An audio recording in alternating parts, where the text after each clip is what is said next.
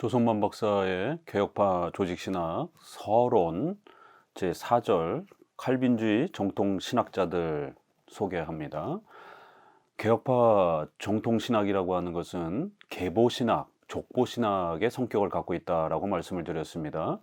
기독교 신학이라고 하는 것은 어느 한 개인에 의해서 완성되는 것이 아니라 기독교 2000년 역사의 전체를 통해서 각각 시대마다 또 사도신조, 니케아 신조, 칼케트 신조 이러한 의회를 통해서 기독교 신학의 아주 중요한 핵심 교리들을 이렇게 체계화시키는 그러한 과정도 있고, 또 거기에 유명한 어거스틴과 루터, 칼빈, 또 이렇게 중요한 신학자들의 또 인물의 역사가 있습니다. 이렇게 그 신학자들의 인물 각각의 또 중요한 그들의 책과 또 공의의 이러한 아주 중요한 신조의 이러한 부분들이 공통적으로 고백하고 있는 그런 기독교의 핵심 이러한 교리와 체계를 잘 계승해서 보존하는 것, 이것이 바로 정통 기독교의 역사라고 하고, 이것을 가장 잘 보존한 것이 바로 우리 개혁파 신학, 장로교 신학,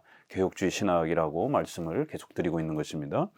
이제 19세기, 20세기에 이제 칼빈주의 후대의 이러한 또 인물들을 또 우리가 어떤 족보와 역사를 따라서 어떤 인물과 어떤 책들과 또 어떠한 또 신조의 또 이러한 내용들을 계승해야 하는지를 또 함께 살펴보도록 합니다. 19세기는 이제 가장 대표적으로 미국의 이제 구 프린스턴 신학교가 서구 역사상 정통 이 기독교 신학을 가장 잘 계승하는 그러한 신학교로서 중심을 잡습니다. 1812년 미국 뉴저지의 프린스턴 신학교가 이제 설립된 이래로 1929년에 프린스턴 신학교가 이제 좌경화되면서 자유주의로 망가졌고, 그때 이제 1929년 9월에 필라델피아에 이제 웨스민스터 신학교가 다시 설립이 되면서 이렇게 구 프린스턴 신학교, 그다음에 웨스민스터 신학교가 서구에는 아주 중요한 그러한 보수주의, 개혁주의 신학교로서의 역할을 감당했고, 또 이 19세기에 이제 요 1800년, 50년 또 후반부에는 또 유럽으로 넘어가면 네덜란드의 이제 카이퍼를 중심으로 한 이 자유대학교, 또 바빙크와 관련된 또 이런 캄펜 신학교, 이제 이런 카이퍼, 바빙크, 이제 이런 인물들이 이제 아주 중요한 인물이 되어집니다. 그리고 이제 유럽에서는 그렇지만 미국으로 넘어오면 구 프린스턴의 워필드, 이렇게 해서 카이퍼, 바빙크, 워필드, 이 세 분을 3대 칼빈주의자라고 이렇게 부를 정도로 아주 중요한 인물입니다. 그래서 적어도 이제 우리의 이제 이러한 네덜란드와 또 미국의 이 역사를 중심으로 해서 19세기, 20세기에 이제 개혁파 신학을 계승한 중요한 인물의 이제 이러한 계보는 아키발드 알렉산더, 그다음에 하츠부자, 그다음에 워필드, 그리고 남장로교 쪽에는 이제 토넬, 댐리, 지라르데우 이런 분들, 그리고는 이제 다시 또 쉐드, 워필드, 카이퍼, 바빙크, 게랄드 보스, 메이첸, 코넬리우스 반틸, 존 머레이, 벌콥, 베트너, 그리고는 이제 이분들한테서 배운 이제 일본의 고베 개혁파 신학교라고 하는 것이 20세기에 이제 이렇게 세워지면서 오카다 미노루라고 하는 조직 신학자, 이러한 오카다 교수에게서 배운 저희 교단의 저희 선생님이시기도 한 또 조성만 박사님, 또 그 조성만 박사님의 스승인 최순직 교수님. 이 최순직 교수님은 이제 박형룡, 박윤선에게서 배우는 또 이제 이러한 신학의 또 계승이 있습니다.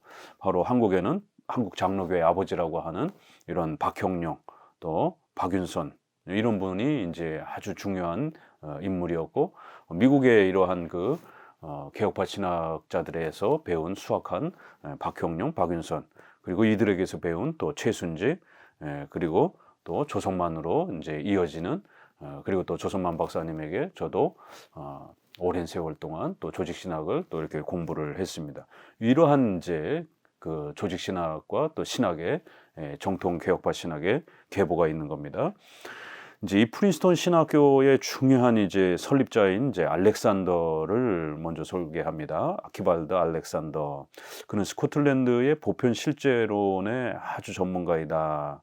그 이제 이 보편 실제론이라고 하는 것은 이제 이제 철학의 이러한 많은 그 영향들이 이제 서구 사회에 영향을 끼칠 때 보편 실제론, 보편적인 그런 상식적 수준에서 학문적 논의들을 하고 적어도 상식적으로 이런 학문의 논의 안에서 어떤 합의된 그런 어떤 결과와 내용들은 우리가 인류의 보편적인 그 문명을 위해서도 쓰고 또 그런 학문적인 그러한 스콜라적인 그런 합리성 또 합리적 또 이성적 이러한 또 합리적인 이러한 학문의 이러한 활동들을 기독교의 또 이러한 신학을 설명하는 데에 또 이렇게 학문의 도구로서 사용하려고 했던 이러한 또 과정들이 있습니다. 그럴 때에 이제 중요한 철학적 하나의 또 사조가 보편 실제론이 한참 또 이렇게 이걸 상식 철학이라고도 말합니다. 그래서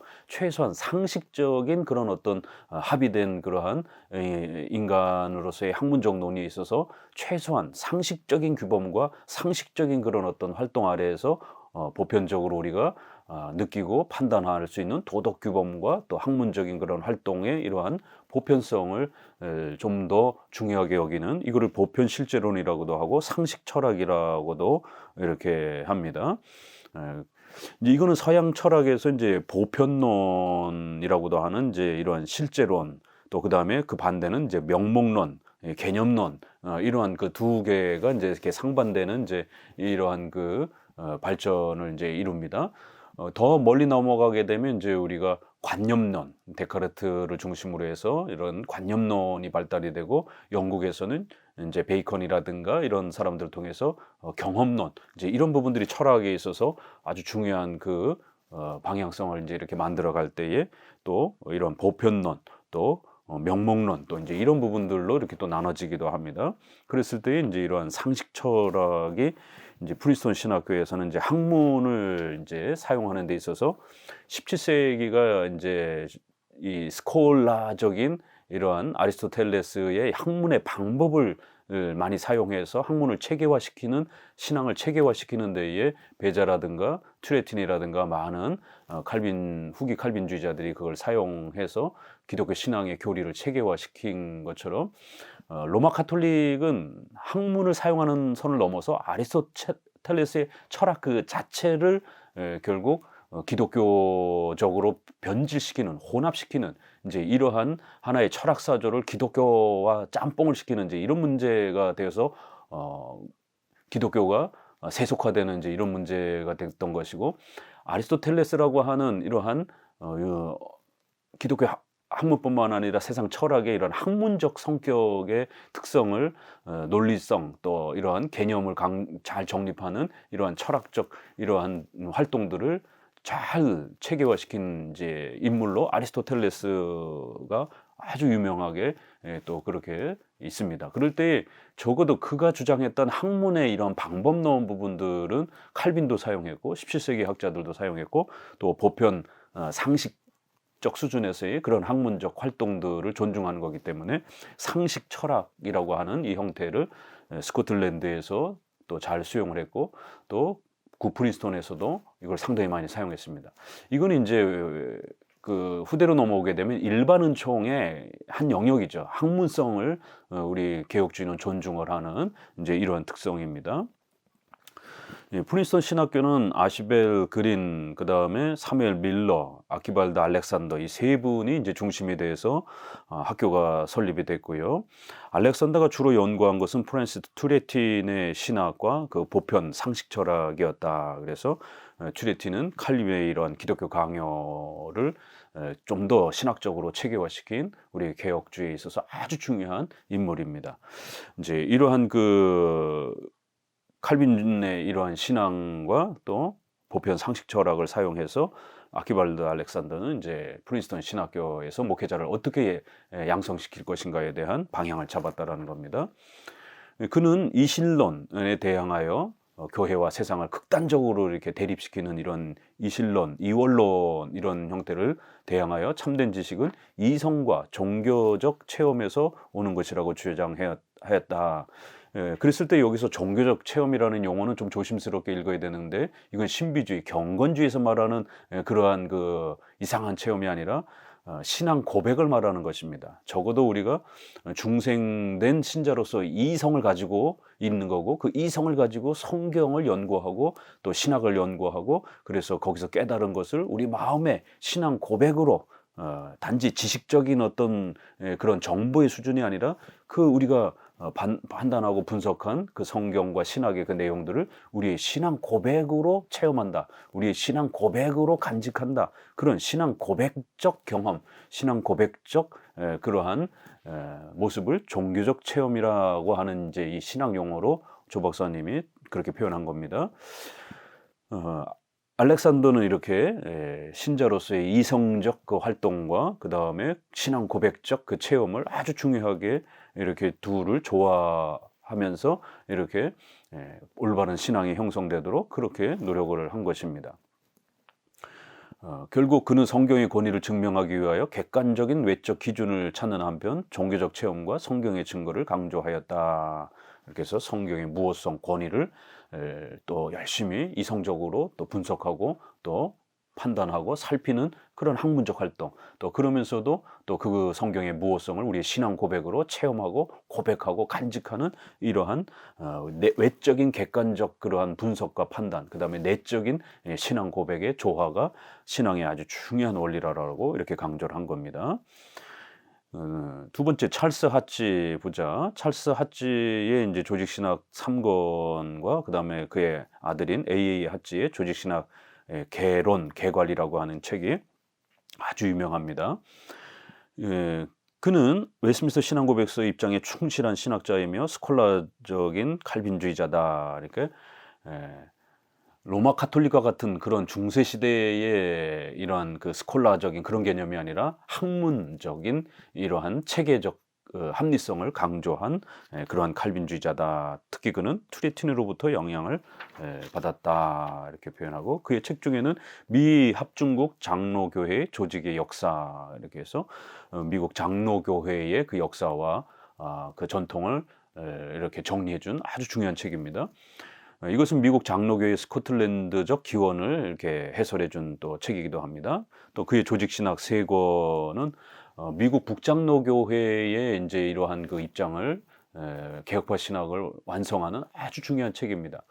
60년 동안 이제 튜레틴의 책이 번역이 되어서 프린스턴 신학교에서 사용되었고, 그 이후에 이제 하치의 조직신학이 나오고 완성되면서 이제 북장로교에서는 이것이 아주 중요한 조직신학 교재로 사용되었습니다. 근데 안타까운 것은 이제 프린스턴의 이 중요한 조직신학 교재인 하치의 조직신학이 우리나라에 좀 더 빨리 번역이 되지 못하고 지금도 1권밖에 번역이 안 됐습니다.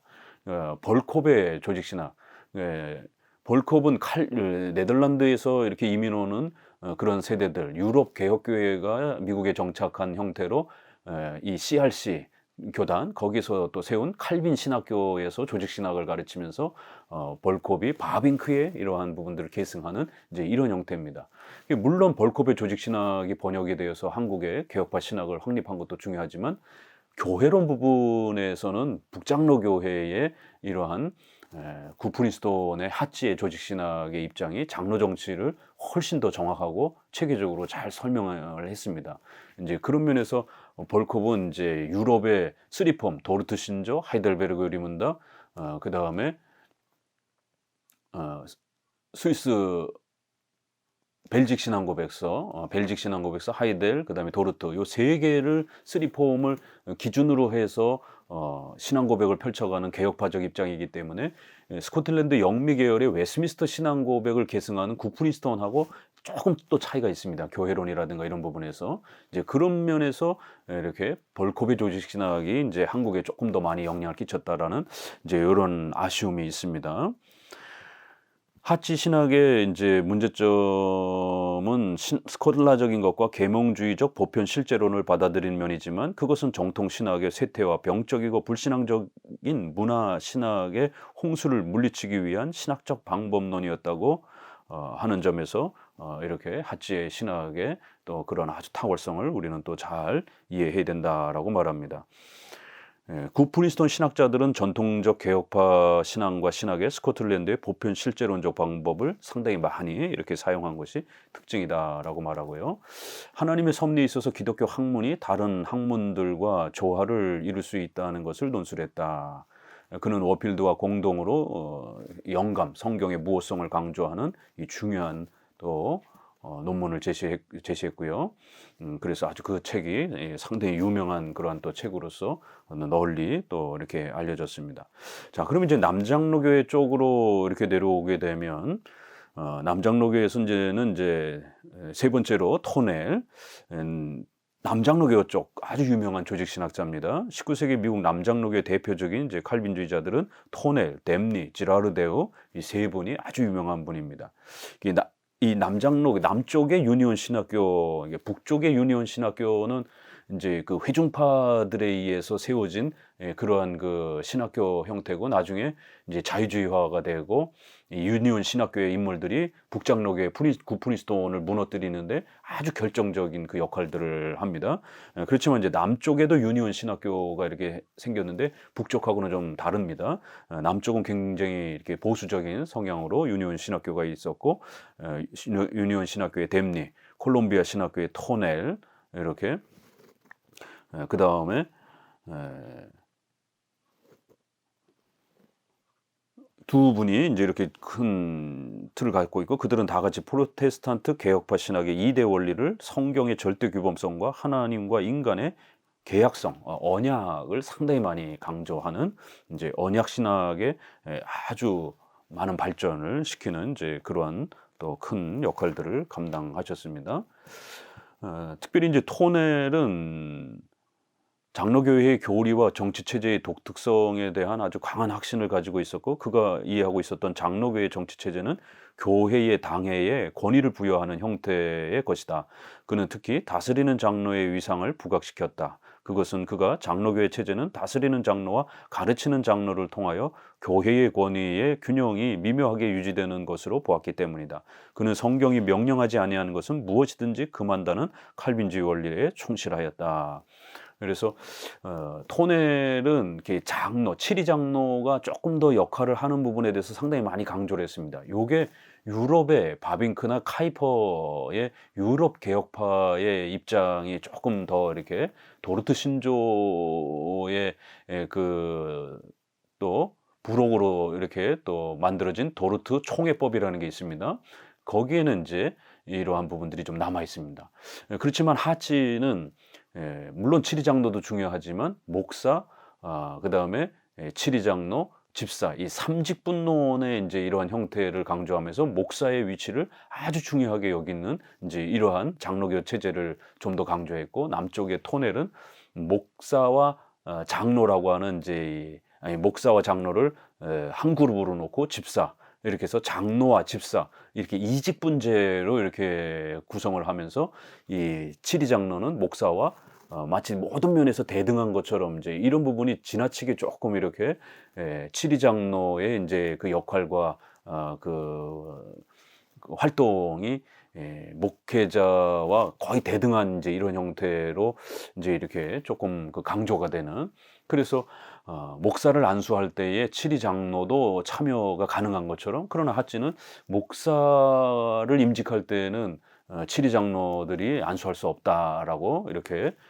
반대하면서 목사와 장로와 집사 이렇게 삼직분제 형태에서 목사의 위치가 그리스도의 삼직을 위탁받는 훨씬 더 중요한 말씀과 성례의 그러한 권한이 있기 때문에 치리권에 있어서 장로와 목사가 평등권을 가지고 있다 할지라도 설교권과 성례권을 가지고 있는 목사의 위치가 훨씬 더 중요성을 갖고 있기 때문에 장로 정치에 있어서는 이 30분 구성 형태가 훨씬 더 훌륭한 것이다라고 이제 이렇게 서로 좀 논쟁을 하기도 할 정도로 그런 면에서 이제 이렇게 남쪽 장로교는 유럽의 이러한 도르트 총회법에 이런 영향을 좀 받고 북쪽 핫지의 장로교는 웨스트민스터 정치모범 정치 형태에 좀 더 영향을 받는 이제 이런 차이점들이 있습니다. 특히 그는 노예제도에 대해서 언급하기를 성경이 노예제도를 금하지 않았기 때문에 교회는 그것을 정죄해서는 안 된다고 하는 입장이었다. 그것은 그의 큰 약점이다. 그것은 스코틀랜드의 보편 실제론적 사고방식에 의한 그의 관점 때문이었다고 볼 수가 있다. 그래서 이제 남장로교회는 노예제도를 계속 보존을 좀 더 하려고 했었기 때문에 이제 토넬의 이제 이런 입장에 있어서는 이제 장로 정치 부분에서도 그렇고 또 보편 실제론을 북쪽도 남쪽도 다 사용하긴 했지만 이제 이러한 예배와 정치 부분에서 또 이렇게 접근을 할 때에 이런 노예제도에 대한 이제 이런 부분에 있어서 성경에 지금 바로 문자적으로 이렇게 표현되어 있지 않는 부분에 대해서는 적극적으로 금지 성경에서 뭔가 이렇게 표현하지 않으면 이렇게 금지되어 있는 이 부분에 우리 개혁주의 원리를 이게 예배의 아주 중요한 규정적 원리인데 성경에서 명령하고 있지 않으면 금한다라고 하는 그렇지만 이제 이 부분은 얼마든지 또 우리가 추론의 부분에 있어서 교리도 추론할 수 있는 것처럼 예배와 정치 부분에 있어서도 성경에 이렇게 또 명시되어 있지 않는 부분을 추론할 수 있는 부분은 또 열려 있습니다. 그런데 이제 이런 부분들을 너무 지나치게 경직되게 이렇게 접근하게 되면 노예제도 당장 성경에 금하고 있지 않지 않느냐. 그러니까 노예제도는 항상 얼마든지 사용해도 된다. 이제 이런 좀 경직된 좀 해석이 이렇게 좀 특징이었습니다. 그러나 북쪽으로 이제 갈수록 이제 성경의 기본 원리도 있지만 거기에서 좀 더 추론적인 그런 교리의 확장이라든가 이제 이런 부분들을 좀 더 이렇게 펼쳐나갈 수 있는 이제 이런 관점에서는 성경에는 1세기 당시 노예제도에 대해서 이제 이렇게 수용을 하지만 분명히 우리가 성경의 이런 기본 원리 아래서 또 사회가 발전해 갈수록 노예제도의 이런 부분들을 점차적으로 또 이렇게 폐지할 수 있는 그러한 교리적 추론의 이러한 또 역할과 능력을 또 얼마든지 목사들과 신학자들이 가능한 이제 이런 부분들을 좀 더 북쪽에서는 이 성경 해석의 원리에 있어서 훨씬 더 좀 이렇게 풍성한 그런 면들이 있었습니다. 결국 토넬은 그는 자연의 성장 발전이 하나님의 뜻에 따라 점진적인 과정에 있는 것과 마찬가지로 사회 개혁도 하나님의 뜻 안에서 되어지는 것이며 신자 개인은 이에 적합한 역할을 하게 된다고 주장한다. 결국 토넬도 그렇다고 해서 아주 멀리 간 건 아닙니다. 토넬도 다 우리 개혁파 신학자이기 때문에 역시 일반 은총에 대한 이러한 이해와 적용은 분명히 또 가지고 있다라는 거죠. 그래서 사회가 발전해 갈수록 우리 안에 일반 은총에 대한 또 이런 부분들을 대적하지 말고 또 이렇게 자연의 성장 발전 안에서 이루어지는 그런 부분들을 교회가 또 잘 수용을 해서 이성과 신앙이 이렇게 잘 조화를 할 수 있도록 이제 이런 부분들을 상당히 많이 남쪽에서도 강조했습니다. 그래서 성경이 우리 생활의 규범이 되어지는 이제 이런 부분들도 이렇게 상당히 많이 강조를 했습니다. 네 번째, 댐니. 댐니는 토넬의 이제 제자이고 남장로교회 출신입니다. 그 찰스 하치의 조직 신학은 백과사전적인 이렇게 모든 내용들이 이렇게 종합되어 있는 이제 그런 장점이 있고요. 그런데 댐니의 경우는 이제 좀 더 어려운 논쟁적 주제를 아주 깊이 파고들면서 그 내용을 더 깊이 분석하는 좀 이렇게 아주 세밀한 이제 이런 조직 신학의 각각의 특징이 있다라는 겁니다. 댐니는 스코틀랜드의 보편 실제론을 그의 신학 방법론으로 채용하였다. 이거는 뭐 북쪽이나 남쪽이나 대부분 비슷하고요. 특별히 이제 댐니에 있어서 국가론이 상당히 놀랍습니다. 남북 전쟁이 벌어지고 링컨의 이 노예 해방 때문에 남북 전쟁이 엄청나게 막 충돌을 하는 그런 시점에 과연 교회는 어떤 국가관을 가져야 되는가? 이제 이런 부분에 있을 때 구약의 국가관, 신약의 국가관, 또 2000년 교회사 속에서의 국가관, 특별히 종교개혁 시대의 국가관, 그래서 정교 분리, 정교 구별, 상호 협조라고 하는 우리 개혁파의 국가관을 상당히 더 적극적으로 아주 풍성하게 이 조직신학에서 다루어졌습니다.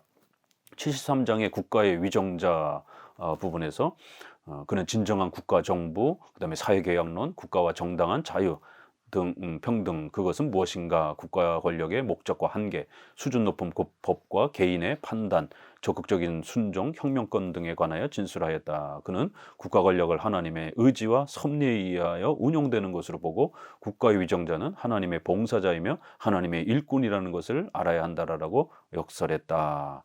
이렇게 해서 하나님께서 국가 위정자에게 이러한 신적 권위를 위탁해 주셔서 정의를 실현할 수 있도록 그렇게 위탁해 준 언약적 관점의 하나님과의 약속의 관점 아래에서 그렇게 교회를 보호하고 정의를 실현하도록 하나님께서 권위를 위탁해 준 그런 국가의 의무성, 이런 부분들을 아주 잘 설명을 했고요. 그렇기 때문에 만약 그것이 손상이 된다라면 위정자는 저항을 받아서 쫓겨날 수도 있다라고 하는 이런 저항권에 대한 개념도 아주 놀랍게 잘 정리를 해 주었습니다. 다섯 번째, 지라르데오. 콜롬비아 신학교 교수이고 그의 신학적 특징은 개약 신학, 언약 신학을 상당히 많이 강조를 했습니다. 발전시켰습니다. 웨스트민스터 신앙 고백에도 아주 충실하고요. 그는 토넬의 신학 체계를 더 발전시키고 이제 완성한 그러한 또 평가를 받습니다. 프린스턴 신학교에서는 이제 하치의 조직 신학을 기본으로 해서 이렇게 목회자를 양성했고, 유니온 신학교에서는 댐리의 조직 신학, 콜롬비아 신학교에서는 이제 지라르데오의 이 조직 신학을 기본 교과서로 우리 개혁주의 목회자를 길러내는 이런 아주 중요한 인물이라는 것입니다. 근데 이렇게 소중한 인물이 이제 우리나라에 아직도 이제 이런 조직 신학이 번역돼 있지 않은, 그러니까 미국의 이 유명한 이 개혁파 신학을 체계화하고 발전시킨 이러한 조직 신학이 하치 거는 다 번역도 안 됐고, 지라르데오 거는 뭐 거의 번역이 안 됐고, 겨우 벌콥의 이러한 조직 신학 정도만 번역이 된 댐리의 이 조직 신학도 번역이 안 됐습니다. 그러니까 이제 이런 부분에서 한국 장로교회가 많이 반성해야 됩니다. 교단에서 이렇게 이런 부분을 좀 연구할 수 있도록 연구비를 줘서 신학자들이 번역할 수 있도록 이러한 헌신들을 해서 한국 목회자들이 이런 소중한 조직신학 책들이, 조직신학 책들마다 기본은 똑같지만 또 각각의 또 장점들이 또 이렇게 있기 때문에 여러 조직신학 책들을 보면서 더 이렇게 연구를 발전시켜야 되는데 책들이 번역이 안 되는 거예요. 이런 참으로 안타까움이 있습니다. 지라르데오의 문화생 중에는 이제 고베 개혁파 신학교에 이제 초대 교장을 했던 사무엘 피터 풀톤 교수가 있습니다. 그래서 이제 일본에 이제 우리가 1900년 초기에 이제 이렇게 우리나라 사람들이 일본으로 유학을 이제 이렇게 가죠. 그럴 때 이제 이러한 풀톤 교수가 남장로교회가 일본에 와서 개혁파 신학을 펼쳤고, 그러니까 일본은 교회가 많진 않지만 개혁파 신학교를 세울 정도로 미국의 남장로교회의 영향을 상당히 받았습니다. 그래서 풀톤 교수가 조직신학을 가르쳤고, 그 풀톤에게서 오카다 교수라고 하는 일본 내 최초의 개혁파 조직신학자인 오카다 교수가 풀톤에게서 배웠고, 그 오카다 교수에게 저희 선생님인 조성만 박사님, 또 최순직 교수님, 이런 분들이 배운 겁니다. 저희 교단은 최순직 교수님이 이제 개혁파 신학을 제일 처음 체계화시켰습니다. 이제 설립자는 김치선 박사님인데 이제 이분은 좀 넓게 이제 이렇게 좀 신학을 하셨고, 그의 사위인 최순직 교수님이 일본의 오카다 교수를 통해서 아주 철저한 개혁파 신학을 저희 교단에 소개했고, 최순직 교수님의 제자인 조성만 박사님이 또 다시 고베에 가서 오카다 교수에게 또 배우고 돌아오셔서는 대신교단을 개혁파 신학으로 아주 체계화 시켜줬습니다. 그러니까 이제 합동이나 고시는 박형룡, 박윤선 박사님을 중심으로 해서 개혁파 신학이 이렇게 체계화되었다라면, 이제 저희 대신교단은 이렇게 풀톤, 오카다, 그다음에 최순직, 그다음에 조성만, 이런 분들을 통해서 이제 계보가 이제 이렇게 형성이 되었습니다.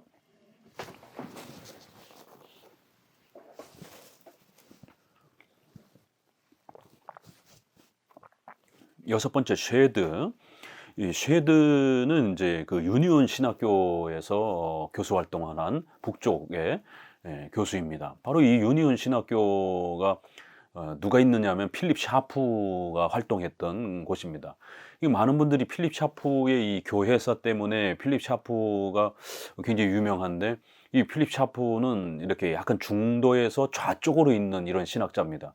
그래서 미국 구프린스톤 신학교회가 문제가 되고 또 자유주의 이제 이런 활동이 프린스톤에 영향을 끼치고 막 이럴 때 필립 샤프는 그 자유주의 신학자들을 옹호하고 편들고 이런 입장에 서 있었습니다. 그래서 필립 샤프의 책은 상당히 조심해서 우리가 읽어야 됩니다. 그 정보는 상당히 많은 정보들을 취합을 해서 그 정보 차원에서는 우리가 읽을 수 있지만, 거기 역사에 대한 이런 평가를 내릴 때 보수 신학에 대해서 굉장히 비판적인 이러한 그 입장을 많이 중간중간에 나타나기 때문에 조심해서 읽어야 됩니다. 이 1924년에 이 5번 선언이 이제 발표되는데, 이 5가지 기독교의 본질에 대해서 거부하는 이러한 아주 심각한 자유주의 운동이 이제 일어납니다. 바로 이 5번 선언을 하고 유니온 신학교가 작용화되어질 때, 자유주의화되어질 때 거기에 필립 샤프도 동참을 하고 많은 교수들이 동참을 합니다. 그렇지만 이 쉐드는 거기에 반대하면서 보수적 신앙으로 가야 된다라고 이렇게 강력히 또 저항을 했습니다. 쉐드의 이 교의 신학, 조직 신학 책이 있고요. 칼빈주의, 순수한 것과 혼합된 것, 웨스민스터 신앙 표준의 변증, 이렇게 웨스민스터 해설집을 또 소개하기도 했습니다. 1870년에 구파 장로교회와 신파 장로교회가 다시 연합하고 양쪽이 다 같이 채택한 신앙의 표준 문서인 웨스민스터 신앙 고백서를 재확인하기 위하여 또 이제 신앙 고백서 해설을 또 이렇게 써준 아주 중요한 분입니다. 앞서 말씀드린 것처럼 쉐드는 유니온 신학교에서 동료 교수인 브리그즈 이 구약 성경 비평론을 주장합니다. 구약 성경은 하나님 말씀이 아니다라고 하는, 그래서 구약 성경을 비평하는 이러한 그 비평 신학을 강조하는 아주 자유주의자들의 성경의 무호성을 부정하는 비평학을 강조하는 이런 브리그스였는데, 이 브리그스 편을 유니온 신학 교수들이 다 들은 겁니다.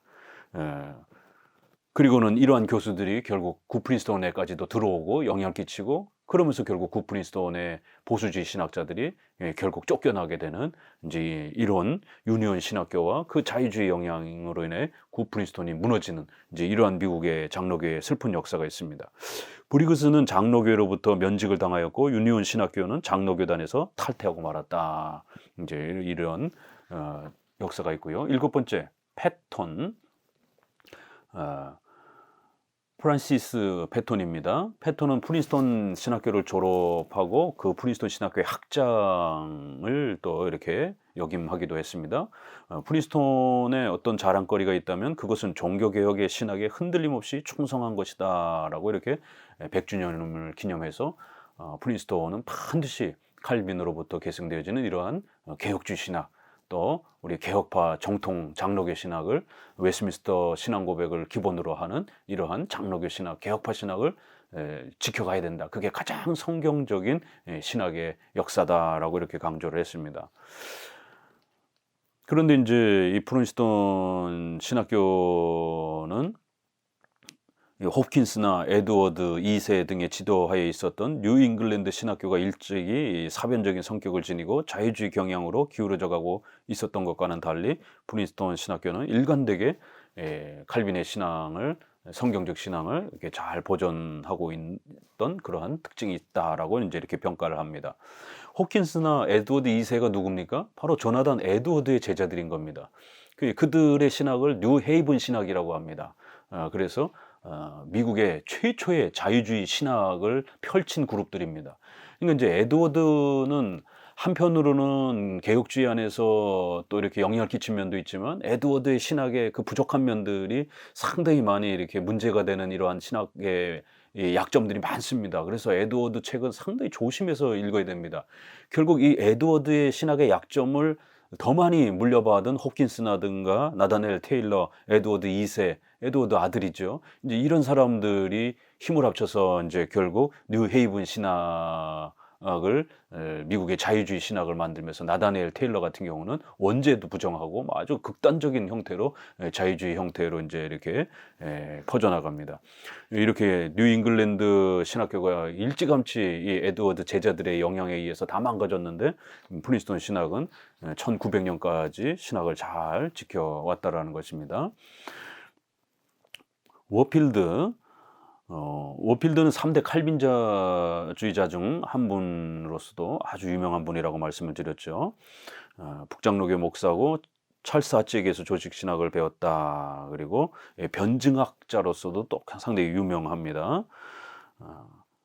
교리와 경건을 다 같이 중요시하는 구프리스톤 전통을 또 잘 계승을 했습니다. 그래서 앞서서도 이렇게 하치라든가 아키발드 알렉산더가 교리를 성경을 이성적으로 잘 분석하고 이렇게 학문적으로 살피는 이러한 훈련, 그리고 그거를 신앙 고백으로 우리 안에 잘 유지하는 경건, 이런 부분이 조화를 잘 이뤘다라는 겁니다.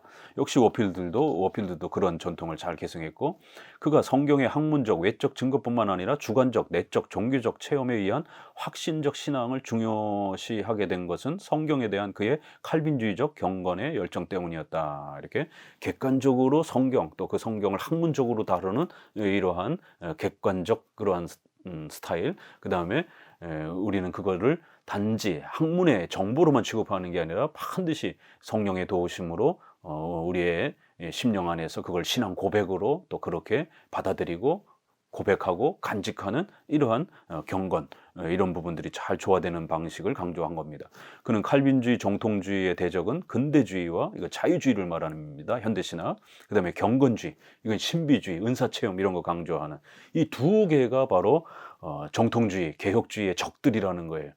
결국 정통 기독교를 망가뜨린 아주 그 악한 분파들이다 이러면서 근대주의와 경건주의라고 말함과 동시에 진화론을 따르는 사람들을 비판했다. 그래서 워필드는 이 진화론자들에 대해서 아주 엄청나게 싸웠고요. 그 다음에 이 현대주의, 이 자유주의자들 과도 또 싸웠고, 또 신비 체험하는 은사주의하는 이런 자들하고도 싸웠습니다. 그래서 이제 거기에 이제 워필드의 책들을 보게 되면 성경의 무호성과 관련된 이제 이러한 책, 그 다음에 사이비 기정론이라고 하는 또 책도 아주 유명한 책입니다. 이게 이제 우리나라 말로 번역이 됐습니다.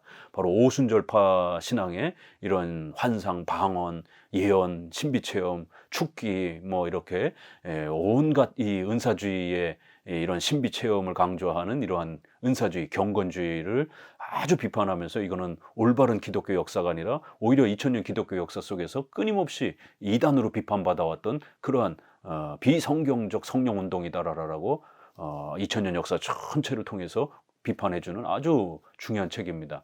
그래서 초대교회 교부 시절에 1세기 당시 영지주의, 그 다음에 몬타니즘, 그리고는 어거스틴이 이들을 88개 이단들을 정리할 때 바로 이런 신비주의, 경건주의, 은사주의자들이 거기에 포함이 되어 있는, 또 그리고는 이제 중세 수도원운동, 그 다음에 종교개혁 시대 때 제세례파, 그리고는 17세기, 18세기 들어와서 이러한 그 경건주의, 은사주의 운동, 그리고 이제 19세기에 와서는 이러한 또 신비주의 운동, 이런 부분들을 전체적으로 비판을 해줬습니다.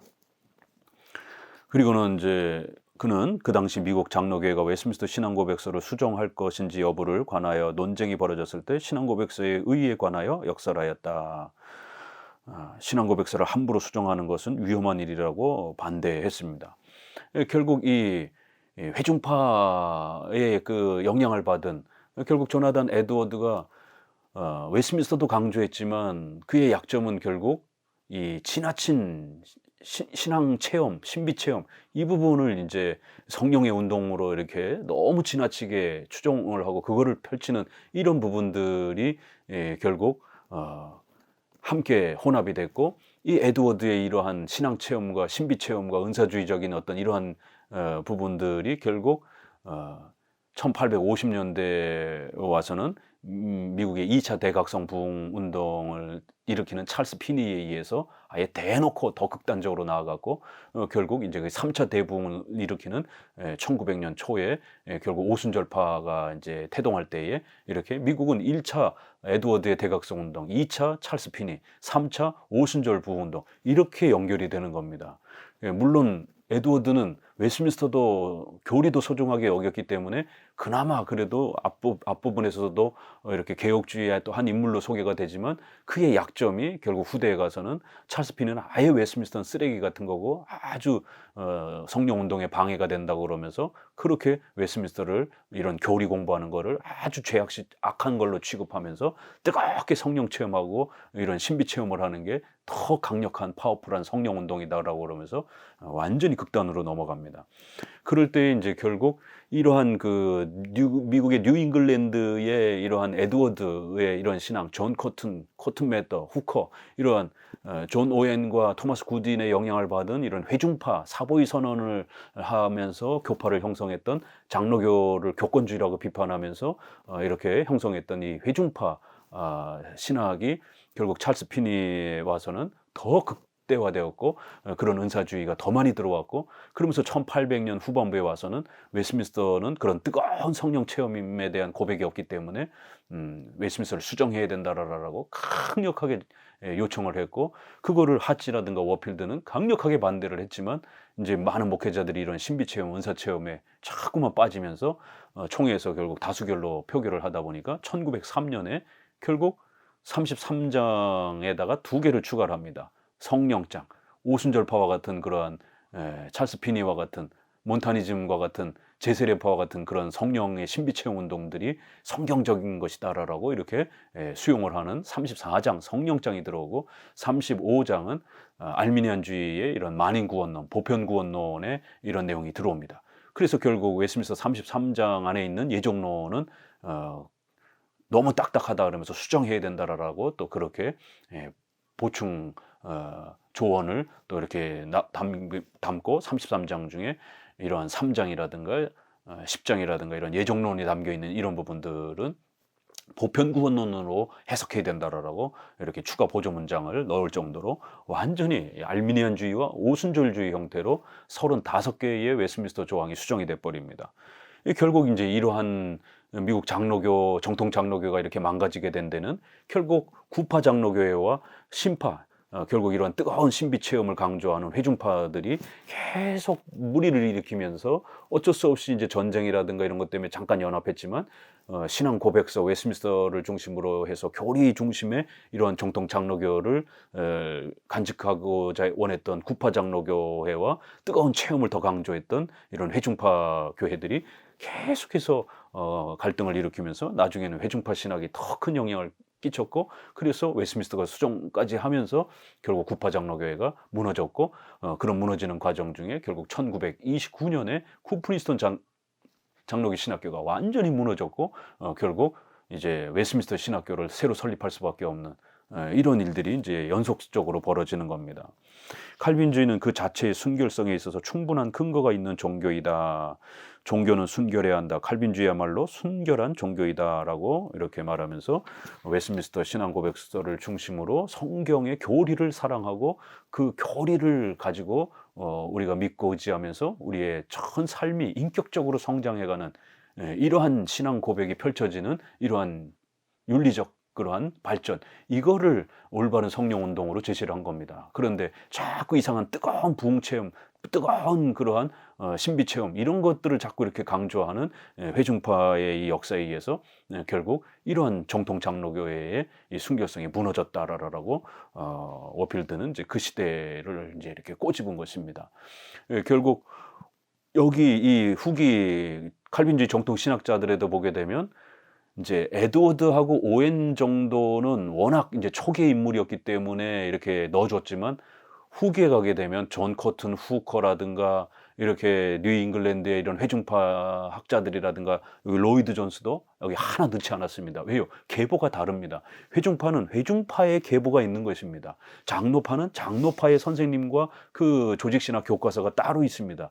그렇기 때문에 적어도 개혁주의, 정통 개혁주의 칼빈주의를 공부하려고 하는 분들은 이렇게 존 오웬, 토마스 굿인 그리고 사보이 신조를 중심으로 해서 이렇게 조나단 에드워드를 중심으로 해서 회중파 이러한 그 신학 계보 체계를 공부하시면 안 되고 결국 근래에 와서 로이드 존스까지 이어지는 이런 형태를 추구하면 안 되는 겁니다. 우리가 잠깐 참고 자료는 사용할 수 있을지라도 이들이 넓게는 이제 개혁주의 청교도를 추구하니까요. 그러나 정통 개혁주의는 아니라는 것이죠. 정통 개혁주의는 칼빈주의는 바로 장로교, 칼빈, 그다음에 튜레틴, 낙스, 베자 이런 인물을 통해서 웨스민스터 신앙고백, 그다음에 쓰리폼, 돌트, 벨직, 하이델베르그, 이게 신조도 다릅니다. 이게 이렇게 이쪽은 사보이 신조지만 이쪽은 웨스민스터 신조를 중심으로 해서 이렇게 카이퍼, 바빙크, 워필드, 구프리스톤, 웨스민스터 신학교 이 역사를 말하는 것이지 로이드 존스가 이쪽으로 들어오지 않습니다. 이러한 정통 개혁주의의 계보와 역사를 잘 이해해야 된다는 게 이렇게 중요합니다. 그 다음에 아브라함 카이퍼, 9번째.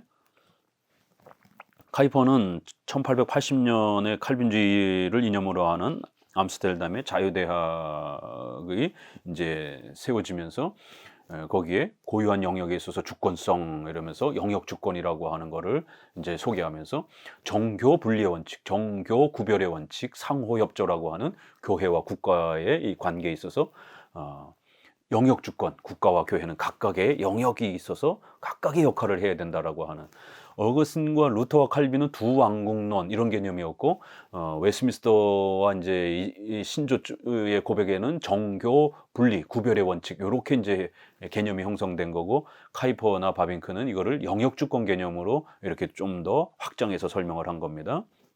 이 말은 하나님의 피조 세계에 있어서 다양한 각각의 고유한 영역이 있음을 의미하는 것이며, 그 다양한 각각의 영역은 창조자이신 하나님의 절대 주권 아래에 있으며 그 모든 각각의 영역은 하나님으로부터 고유한 자율의 권리를 부여받았으며 서로 간섭 내지는 침범을 하거나 간섭 내지 침범을 당하여서는 안 된다고 하는 사상을 의미하는 것이다. 하나님의 절대 주권 사상은 카이퍼의 영역 주권론의 출발점이다. 이렇게 그의 스승 후른반 프리스터가 선생님이고, 결국 네덜란드도 사실은 다 무너졌는데 1700년을 중심으로 해서 유럽에는 경건주의가 신비주의 이런 형태가 프랑케, 슈페너, 이런 진젠돌프, 모라비안파 여기에 영향을 받은 이제 웨슬레가 결국 이제 감리교를 새롭게 시작을 하는 것이죠. 그러면서 이제 휘필드, 그다음에 웨슬레, 그다음에 미국으로 넘어가서는 조나단 에드워드 이런 분들이 이제 이런 경건주의를 수용을 하는 겁니다.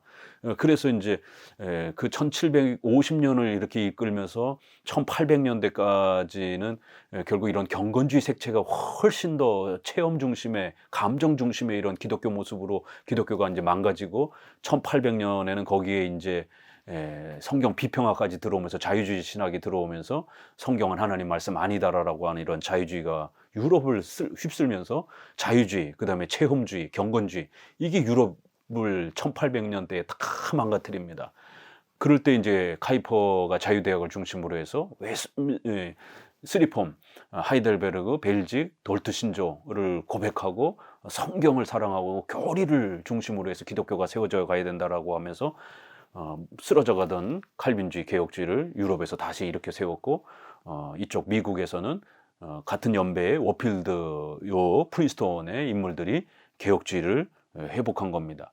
카이퍼는 루터 사상의 출발점을 인간론적인 주권적 이신층에 있다고 보았으며, 칼빈 사상의 출발점을 포괄적이며 보편적이며 우주적이며 객관적인 원리인 하나님의 절대 주권에 있다고 보았다. 이에 그는 칼빈의 세계관적 입장에서 철저히 하나님 중심의 일원론적 관점을 가지고 있다. 왜냐하면 루터는 훌륭하지만 루터의 신학의 약점이 기독론만 강조하다 보니까 이신층에만 강조하게 되는, 나머지 교리가 이제 이렇게 축소가 되는, 에드워드가 장로교의 이런 개혁주의의 이런 웨스민스터를 이렇게 존중하는 부분은 훌륭했지만 그의 신학의 약점 때문에 미국의 자유주의 신학이 이렇게 태동하는 것처럼 루터의 신학의 약점이 독일에서 신비 체험과 자유주의가 태동하는 중요한 또 그러한 또 기폭제가 됩니다. 기독론 중심이라는 거예요. 구원론 중심. 그러나 카이퍼는 정통 개혁주의는 삼위일체 중심. 그 다음에 이렇게 이신칭의만 강조해서는 안 되고 7대 교리 전체를 강조하는 포괄적이며 우주적인, 그리고 또 교회와 국가 전체를 일원론적 안에서 이렇게 포괄적으로 보는 것이지 교회만 거룩하고 세상은 더럽다라고 이렇게 교회의 신앙만 강조하는 이렇게 이원론적 그러한 그 모습은 옳은 게 아니다라고 이제 이렇게 카이퍼는 아주 정확하게 칼빈주의의 신앙관과 문화관을 윤리관을 잘 소개를 해준 겁니다. 그는 루터주의가 교회의 신학의 성격에 한정되어 있다고 보는 한편 이신칭의만 구원만 강조하는 형태죠. 칼빈주의는 교회 신학적 성격뿐만 아니라 교회 안팎의 모든 인간의 삶의 모든 영역에 실천적 원리를 제공해 주는 것으로 보았다. 그래서 교회와 관련된 신앙만 강조하는 게 아니라 성도들의 의식주와 관련된 국가, 사회, 전 우리의 삶의 부분도 신자들이 어떻게 살아가야 되고 하나님 안에서 이 문화가 어떻게 하나님 중심으로 문화가 건설되어져 가야 되는지에 대한 교회와 삶 전체가 모두 소중한 걸로 이렇게 균형을 제시해 줬다라는 거예요. 그에 의하면 칼빈주의는 죄로부터의 인간의 구원 원리뿐만 아니라 인간 문화의 모든 영역에 적용되는 체계적 원리라고 한다. 이에 그는 칼빈주의야말로 하나님 중심의 대신관계, 하나님과의 관계를 기초로 하여 대인관계, 사람과 사람, 대세계관계, 또 자연과 이런 부분에 있어서 우리 인간은 어떻게 행동해야 되는가 이런 총체적인 부분을 다 가르치고 소개하는 이러한 균형 잡힌 신학체계라는 것이에요. 그의 중심 사상으로 대표되는 일반은총 사상과 영역주권 사상을 낳게 된 것이다. 카이퍼의 일반은총론 이 책은 모든 인간의 삶의 영역이 만유의 주권자이신 하나님의 주권 영역임을 말하고 있다. 이렇게 10번째 바빙크입니다. 바빙크는 캄펜 신학교 이렇게 출신이고 이제 카이퍼의 또 제자이기도 합니다. 암스테르담 그 자유대학교에 이제 1902년에 교수로 초빙될 때에 이제 그 칼빈주의 기독교 세계관을 제시를 해서 일반은총을 또 카이퍼처럼 잘 강조했고요. 그는 프린스턴 신학대학의 스톤 강자의 초청을 받아서 계시철학, 기독교 문화관입니다. 이것도 아주 유명한 책이죠. 철학, 자연, 역사, 종교, 기독교, 종교체험, 문화, 미래 이런 주제들이 이렇게 소개가 됩니다. 카이퍼의 칼빈주의 5대 강연이 이렇게 철학, 예술, 학문 뭐 이렇게 해서 유명한 책이라면 계시철학은 바빙크의 계시철학은 그와 비슷한 성격을 갖고 있습니다. 그리고는 이제 개혁파 교리학 아주 방대한 분량으로 튜레튼의 조직신학 이후에 가장 분량이 많은 이러한 형태로 이 바빙크의 교리학이 유명합니다. 그의 신학적 방법론의 특징은 튼튼한 성경 신학의 기초 위에서 역사 신학을 철저하게 파악하고 그 밖의 신학 체계의 요소들을 종합하여 개혁파 신학 자체의 다양한 견해들을 종합하여 새롭게 체계를 세워보려고 하는 종합적 접근법이라고 할 수 있다. 그래서 이제 분량도 많은 겁니다. 이제 우리 입장도 소개하지만 또 우리가 우리에 반대되는 그러한 적들의 입장들도 정확하게 분석을 해서 그들이 어떤 신학이 잘못됐는지를 아주 상세하게 설명을 하면서 비교 대조하고 그러면서 이제 우리의 입장에 성경적인 그러한 근거를 결론을 내는 이제 이러한 장점이 있습니다. 그렇지만 또 이제 내용이 너무 많다 보니까 또 자유주의 입장에 대한 부분을 너무 세세하게 분석을 하다 보니까 이제 MDB 과정에 이렇게 목회자 초급 과정을 공부하는 분들한테는 이 바빙크 책이 상당히 어렵습니다. 그래서 이제 이런 단점을 보완하고자 그의 제자인 이제 벌콥이 간단하게 아주 핵심적인 우리의 것만을 먼저 이렇게 요약해주는 형태의 조직신학을 한 겁니다. 그래서 초기 공부할 때는 개혁주의 초기 접근할 때는 벌콥의 조직신학이 아주 좋고요. 쏙쏙 들어오는 거죠, 핵심이. 그리고 나서 이제 중급, 상급으로 올라가게 되면 바빙크의 조직신학이 좋습니다. 이제 우리나라에서는 조성만 박사님이 아주 이렇게 핵심적으로 간략하게 요약해 놨기 때문에 벌콥과 같은 이제 그러한 좋은 점이 있고, 그렇지만 박형룡 박사님은 7권으로 되어 있습니다. 그러니까 아주 분량이 굉장히 많죠. 많은 정보들을 또 이렇게 조직신학 정보들을 소개하고, 그래서 바빙크와 같은 비슷한 그런 성격으로 좀 더 풍성함을 얻고자 할 때는 바빙크, 박형룡, 핵심을 빨리 정립하고 싶을 때는 조성만이나 벌콥의 조직신학을 사용하면 됩니다.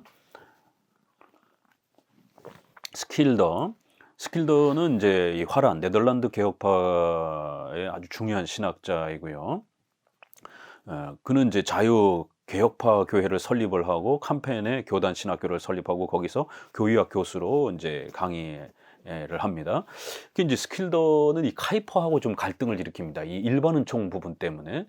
그래서 이제 이것이 총회적으로 문제가 되고 막 이러면서 그 총회에 31조의 총회에 저항할 수 있는 그 내용을 가지고 인제 총회와 인제 부딪히고 막 이러다 보니까 이들을 31조파라고도 이렇게 표현을 하고, 스킬더를 중심으로 한 인제 또 이 그룹을 새로운 또 화란의 네덜란드의 또 이러한 그 개혁파 후손들이라고도 이렇게 표현하고, 자유개혁파 교회를 또 설립한 또 사람들이다라고 이렇게 표현합니다.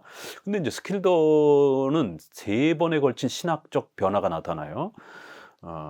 첫 번째는 1930년 정도까지 주경적이며 일반 은총을 찬동하는, 왜냐면 이제 카이퍼를 중심 바빔크를 중심으로 해서 일반 은총을 중요하게 여기는 것이 이제 네덜란드의 이러한 그 신학적 입장이었기 때문에 본인도 처음에는 그 입장을 이제 이렇게 쫓아갑니다.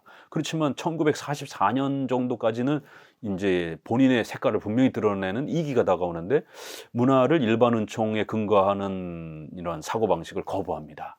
그래서 일반 은총이라는 표현 자체를 거부하고, 일반 은총은 신자에게만 있는 거지 일반 은총이라는 개념은 없는 거다. 은총은 오직 신자에게만 있는 거다.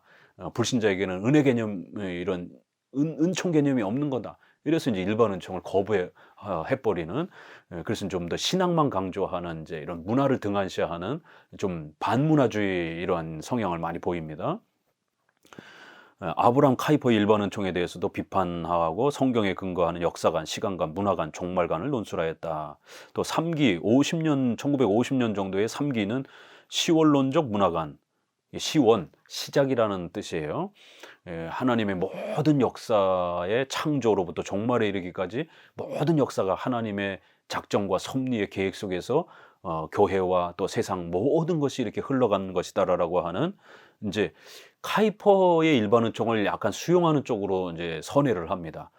그리고 더 나아가서는 이런 문화조차도 다 하나님의 작정과 섭리 안에서 쓰임 받는 도구다라고 하는 시원적 문화관, 섭리론적 문화관, 이렇게 조금 더 발전시키면서 시원론적 문화관과 은총과 죄에 대한 억제에 대하여 생각했던 시기이다. 그래서 그리스도와 문화, 이거 한국어로 번역이 되어 있습니다. 꼭 읽어보셔야 됩니다. 하나님의 일반 은총은 신자에게 공통적으로 주어지는 것이며 일반적으로 저주는 불신자에게 공통적으로 주어지는 것으로 이해해야 한다라고 주장한다. 그래서 이제 자기의 기본 입장이 조금 그래도 남아 있으면서, 그러나 이제 그의 문화에 대한 이해는 존 칼빈의 주장과 같이 인간의 삶의 모든 영역에서 성경과 그 권위에 순종할 것을 요구하는 하나님의 뜻에 기초를 두어야 한다라고 이제 이렇게 강조를 합니다. 결국 문화는 개개인에게서만 아니라 사회 전체를 정복하여 하나님의 일에 참여케 하는 일이라는 것이다. 이 같은 의미에서 그는 진정한 문화의 열쇠는 예수 그리스도이므로 문화를 일반 은총으로 설명하는 카이퍼 주장에 대해 비판을 가하는 한편, 개혁파 교의학적 입장에서 카이퍼의 일반 은총을 순화시켜 보려고 하는, 어느 정도 또 이렇게 더 발전시켜 보려고 하는 이제 그런 입장으로 조금 더 발전합니다. 그래서 스킬더는 이렇게 변화가 좀 있기 때문에 그 3기에 걸친 그의 책들은 좀 이런 그 흐름을 좀 알고 보셔야 됩니다. 그러므로 스킬더의 일반 은총에 관한 견해는 카이퍼의 견해와 전적으로 모순되는 것이 아니라 통합적인 견해로 보아야 한다. 그래서 조금 더 발전시키는 이제 후기 입장이 이제 좀 더 건강하게 발전해 가는 모습을 보입니다. 12번째, 게랄드 보스. 보스는 화란 태생이며 이제 미국의 프린스턴 신학교의 성경 신학 교수로서 활동을 했고요. 그가 이제 화란에서 이렇게 활동을 하다가 1888년 미국으로 돌아가서 칼빈 신학교에서 조직 신학과 주경 신학을 가르쳤고, 1893년에는 프린스턴으로 와서 성경 신학 교수가 됩니다. 그래서 이제 성경 신학이라고 하는 아주 놀라운 그 학문 분과를 이제 이렇게 새롭게 개설을 합니다. 그는 구원의 성경 신학적 구조를 고안하여 발전시켰다. 그는 1924년에 뉴욕 5번에서 개최되었던 장로교회 목사회에 공포한 문서인 5번 이 선언, 1924년에 의하여 미국 장로교회와 프린스턴 신학교가 위기 상황에 놓이게 되자 주로 하나님의 나라와 교회에 관한 예수의 가르침을 이런 책을 썼고, 예수의 자기 계시 이런 거를 써내면서 정통 우리 개혁파 신학을 강조하고 성경의 무호성, 오직 예수 그리스도로 구원받는 이러한 구원의 원리를 강조하면서 프린스턴을 지키는 그런 중요한 사역들을 했습니다. 하나님의 나라에 대한 예수님의 가르침과 구약적 계시 사이에는 역사적 통일성이 있다는 것과 하나님 나라의 본질은 하나님의 주권과 구원의 범위와 중생된 인간의 모습에서 찾게 된다고 하는 것이다. 예, 교회로서의 하나님의 나라 이제 이런 부분들을 많이 강조합니다. 왜냐하면 자유주의자들이 이 땅의 사회정의, 인권, 평화 이게 마치 하나님의 나라인 것처럼 자꾸 이렇게 사회복음, 정치신화 형태로 자꾸 이렇게 변질되어져 갈 때에 보스는 그게 하나님의 나라가 아니라 예수 그리스도를 믿고 우리가 죄 사함 받고 또 이 땅에 유형교회로 서가는 이러한 것이 하나님의 나라다라고 이렇게 강조를 했습니다. 예수의 자기계시라는 책도 예수의 그런 인성만 강조하면서 사회정의, 정치 리더가로 자꾸 자유주의자들이 소개하니까 예수님은 사회 정치가가 아니라 우리의 죄사함을 얻게 해주시는 중보자라라고 하는 이러한 부분을 또 그분은 신성을 가지신 분이라고 이제 이렇게 강조를 합니다. 보스는 개혁파 교회의 성경학자로서 성경에 대한 포괄적이면 정통적인 개혁파 성경신학을 체계화하였다. 그것은 그가 개혁파 성경신학에 기여한 최대 공헌이다. 보스의 성경신학의 체계가 나오기까지 개혁파 신학은 특별계시의 역사에 초점을 맞춘 성경적 이해에는 거의 무관심이었다. 다만 성경의 신적인 기원과 통일성을 거부하기 위하여 사용된 이성적 전제들에 대항하는 데 얽매여 있었기 때문이다. 이제 과거에는 이제 웨스트민스터 이렇게 보면은 33개의 핵심 교리로 7대 교리 중심으로 이제 이렇게 되어 있죠. 그래서 좀 더 성경 전체의 핵심 교리를 요약해 주고 그거를 체계화하고 확립하는데 이제 이런 데 힘을 쏟다 보니까 창세기부터 계시록까지 이 7대 교리가 역사적으로 어떻게 발전하고 확대되었는가 이제 요런 역사적 그런 관점은 조금 부족했었다라는 것이에요. 그래서 바로 이런 역사적 인식 아래에서 이 7대 교리의 발전이라든가 이런 부분들을 세세하게 주경학적으로 찾아가는 이런 부분에서 아주 엄청난 학문적 발전을 또 새롭게 발전시켰다라는 것입니다. 그래야 성경 신학의 성경 신앙의 성경 신학이 절실히 요청되었던 거다. 이렇게 성경을 우리가 믿되 핵심 교리도 우리가 믿어야 되지만 그 핵심 교리가 창세기부터 계시록까지 어떻게 풍성하게 또 이렇게 발전해 가는지에 대한 점진적인 그 역사적 흐름에 대해서도 좀 더 우리가 주경학적으로 살펴보는 그런 이제 훈련도 필요로 하게 되는 이제 그런 시대가 되었다라는 거예요. 그래서 그의 책인 성경 신학이라고 하는 책을 제시하면서 과거에 4과목이었던 것이 이제 5과목으로 구약, 신약, 주경신학이라고 하고 그다음에 조직신학, 역사신학 이렇게 되어 있는데 여기에 성경신학이 이제 하나 더 들어오는 겁니다. 그래서 성경신학은 주경신학하고 좀 다릅니다. 히브리어 헬라어를 가지고 구약, 신약을 연구하는 것을 주경신학이고 이 주경신학의 내용에다가 역사적 관점의 그 발전 과정을 좀 더 이렇게 연결해서 전체적으로 보려고 하는 게 성경신학 방식입니다. 그런데 이제 오늘날은 구약학자, 신약학자를 자꾸 성경신학자라고 이렇게 부르고 마치 조직신학자는 성경을 연구하지 않고 맨날 철학만 강조하는 것처럼 이렇게 성경신학이 조직신학에 대립되는 것처럼 이렇게 조직신학을 비판적으로 보는 그런 경향이 많은데요. 이건 잘못된 겁니다. 그래서 성경신학의 이런 특징을 잘 이해해야 됩니다. 보스는 구원사적 방법에 의한 성경신학을 내놓았다. 그래서 창세기부터 계시록까지 인간의 구원의 이러한 그 은혜 언약을 통해서 인간의 구원이 흘러가니까 그런 언약의 구원사적인 부분을 좀 더 집중적으로 이렇게 보려고 했던 거예요. 그래서 이 성경신학을 언약신학이라고도 이제 이렇게 부르기도 합니다. 역사 속에서 하나님의 구원하시는 행위가 계시의 핵심을 이룬다고 한다. 그는 특별 계시의 유기적 발전에 관하여 또한 성경의 역사적 배경에 관한 설명을 잘 해주고 있으며 성경의 계시 사상과 예언 사상은 구약과 신약을 일관하여 통일적으로 유기적 관계에서 점진적으로 발전하여 나아가고 있다는 사실을 제시했다. 자유주의자들은 구약과 신약의 연속성을 부정하고 있었고 또 성경의 무호성을 부정하고 있었고 예수 그리스도를 부정하고 있었고 이렇기 때문에 이제 그걸 대응하면서 구약과 신약이 연속되어진다라는 것을 강조하고 또 거기에 인간의 구원의 언약이 중심이 되어서 이제 그런 구원사적인 이런 부분들이 연속적인 그 신약과의 연관성을 갖고 있다라는 것을 나름대로 자유주의에 대응하기 위해서 이제 변증을 한 것이죠. 그렇지만 이제 여기에 약점이 있습니다. 단점이 있습니다. 이렇게 역사를 사용해서 성경을 읽으려고 했던 이러한 시도는 1800년에 가블러라고 하는 이제 자유주의자들이 먼저 시도했던 거고요. 왜냐하면 성경의 무호성, 성경의 7대 교리를 하나님의 말씀으로 믿지 않았기 때문에 성경을 그냥 단순하게 역사적 관점에서 고대 역사 자료 중에 하나로 취급하려고 하는, 역사를 중심으로 해서 보려고 하는, 역사라고 하는 건 이렇게 변화되어가는 과정이 있습니다. 그래서 신약과 구약과 신약 전체를 그 역사적 관점에서 발전하는 것을 보는 건 분명히 좋은 부분이지만, 그러나 그걸 너무 지나치게 강조하게 되면 신약만 더 중요하고 구약은 무시되어지는, 왜요? 발전해 가면서 신약이 더 완성되고 발전적이니까 구약은 무시가 되어지는 이런 위험성이 있고, 또 결국 7대 교리, 구약 신약 전체의 7대 교리가 핵심 교리가 이렇게 확보가 되는 게 아니라 결국 언약, 인간의 구원을 중심으로만 해서 이렇게 펼쳐나가다 보니까 인간론 중심, 구원론 중심, 루터처럼 이신칭의 중심의 이런 기독론 중심의 루터파 신학이 될 위험성이 상당히 높은 겁니다. 결국 이러한 방법을 누구에게서 채용했느냐면, 성경신학 서론에 보게 되면 결국 코케이우스가 이 언약을 중심으로 해서 신구약 전체를 이렇게 역사 중심으로 보려고 했던 시도를 했습니다. 그래서 자기의 성경신학은 코케이우스에게서 많은 영향을 받았다라고 이렇게 표현하고, 또 자유주의자들이 사용했던 그 역사 방법론을 채택했다라고 분명히 밝힙니다. 그래서 이 성경신학은 한편으로 우리가 좋은 면도 있기 때문에 이렇게 또 수용할 수 있지만, 또 많은 부분들은 이 회중파의 이 대표인 코케이우스가 누구냐면 바로 에임스의 제자고, 에임스는 퍼킨스의 제자인 겁니다. 퍼킨스, 에임스, 그 다음에 코케이우스, 이렇게 연결이 되는 겁니다. 그 다음에 코케이우스, 그 다음에 조나단 에드워드, 이렇게 연결이 되는 회중파의 아주 중요한 신학자입니다. 결국 코케이우스의 그런 언약 중심, 기독론 중심, 그 다음에 가블러가 역사를 중심으로, 그리고 이 역사는 바로 헤겔의 변증법적 철학을 사용한 겁니다.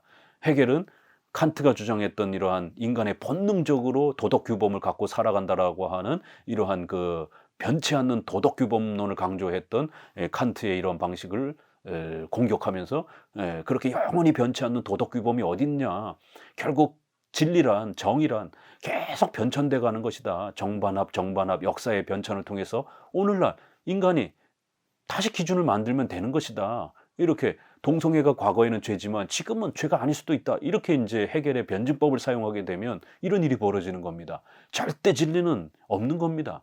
그러나 우리 성경은 절대 진리를 주장하는 겁니다. 이런 역사를 강조하면서 철학을 정립하려고 했던 헤겔의 변증법적 철학이 가블로라는 자유주의 신학자에서 사용되었고, 그 방법론을, 역사를 강조하는 방법론을 보스가 사용한 겁니다.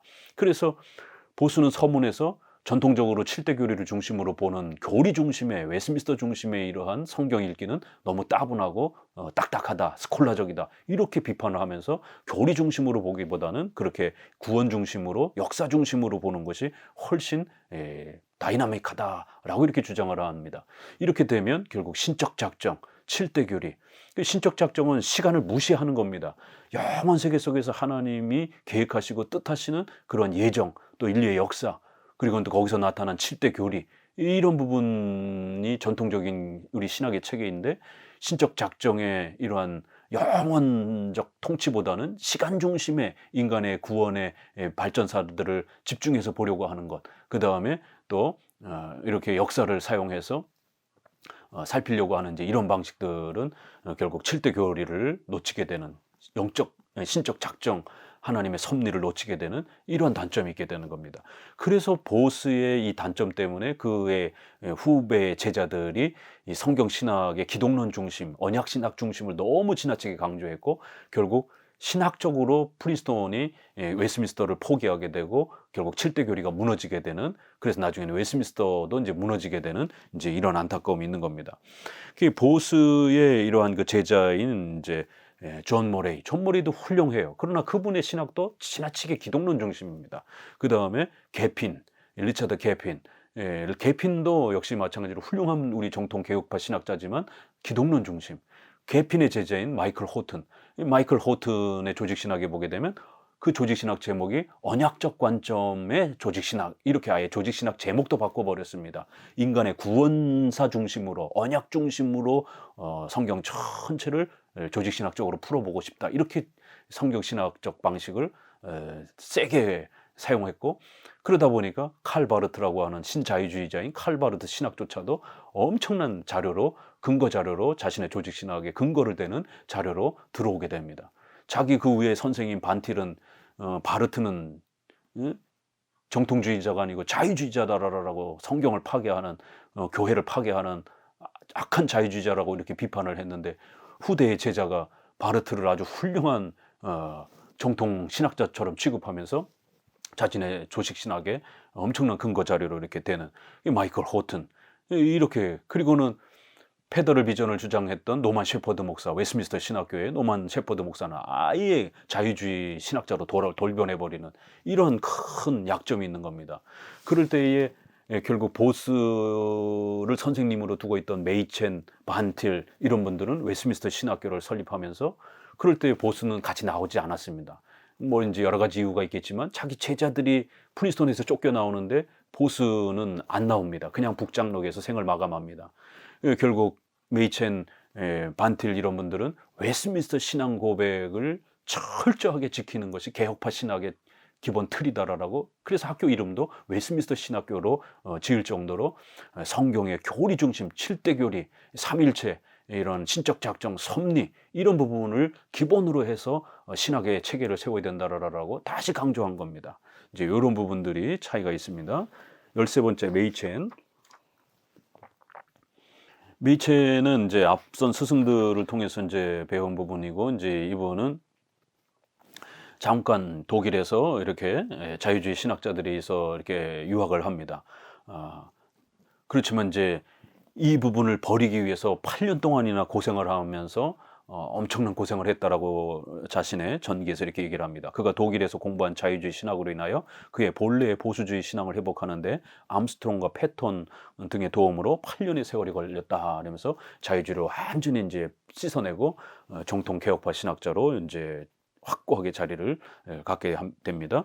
메이첸은 웨스트민스터 신학교 개교 강연에 두 가지를 강조했다. 첫째는 성경의 절대 권위를 말했는데, 성경은 평범한 사람들에게 주어진 평범한 책으로서 정확한 하나님의 말씀이라고 하였다. 둘째는 프린스턴 신학교는 이제 더 이상 복음주의 입장이 아니므로 이제 웨스트민스터 신학교가 웨스트민스터 신앙 고백서에서 천명하고 있는 바 개혁파 신학의 입장에 확고하게 서 있어야 한다고 강조했다. 그리고 그는 부원하기를 웨스트민스터 신학교에 입학하는 학생은 모두 열심히 공부해야 한다는 것을 강조했다.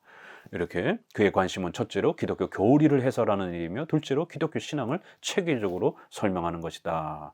그의 책인 기독교 자유주의, 1920년대가 이제 자유주의가 아주 폭발하는 그런 시대였기 때문에 이 자유주의와 싸우기 위해서 기독교와 자유주의라는 책을 써냈고, 자유주의는 절대로 교회가 아니고 이거는 철학이다라고 이렇게 비판을 하면서 자유주의에 빠진 이러한 목사와 교회들을 아주 엄히 책망하고, 그건 기독교가 아니다라고 빨리 정통 기독교로 돌아오라라고 이렇게 책망하는 이제 이러한 아주 유명한 책을 써냈습니다.